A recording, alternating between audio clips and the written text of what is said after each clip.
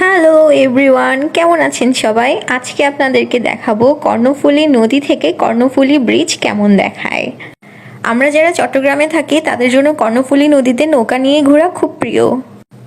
কর্ণফুলী ব্রিজকে আমরা চট্টগ্রামবাসীরা সাধারণত নতুন ব্রিজ নামে চিনি। এই নদীতে নৌকা নিয়ে ঘুরতে বের হলে ব্রিজের দিকের অংশটাই আমার ভীষণ ভালো লাগে।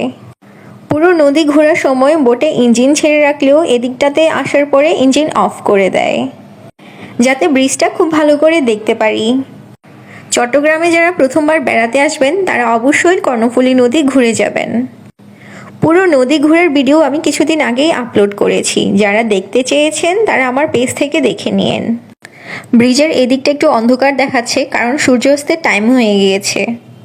আমরা নৌকা ভাড়া করেছিলাম 1 ঘন্টার জন্য। পুরো নদী ঘুরতে ঘুরতে ব্রিজের কাছে আসতেই সূর্যাস্তের সময় হয়ে গিয়েছে। কর্ণফুলী ব্রিজ বা নতুন ব্রিজ চট্টগ্রামবাসীদের জন্য খুব পছন্দের একটা জায়গা। ছুটির দিনে ফ্রেন্ড সার্কেল বা ফ্যামিলি নিয়ে আমরা এখানেই ছুটে আসি। ব্রিজের নিচটা ঘুরে এখন আবার ফিরে যাচ্ছি। একটু পরেই আবার নৌকার ইঞ্জিন ছেড়ে দিবে। ব্রিজের সৌন্দর্য ভালোভাবে দেখার জন্যই এদিকটাতে এলে মাঝি ভাই ইঞ্জিন বন্ধ করে দেয়, আর এভাবে বৈঠা দিয়ে নৌকা এগিয়ে নিয়ে যায়। দেখতে কি দারুণ না? বিকেলবেলা এভাবে নৌকায় করে কর্ণফুলী নদী ঘোরা আমার খুব প্রিয়। বছরে কম হলেও 2-3 বার এখানে মাস্ট আসা হয়। চট্টগ্রামে থাকি আর চট্টগ্রাম ঘেঁষে বয়ে বেড়ানো কর্ণফুলী নদীতে ঘুরতে যাব না, তা কিভাবে হয়? দেখতে দেখতে ব্রিজের অনেকটুকু দূরেই চলে এসেছি। চট্টগ্রামে যারা ঘুরতে আসবেন তারা অবশ্যই কর্ণফুলী নদী ঘুরে যাবেন।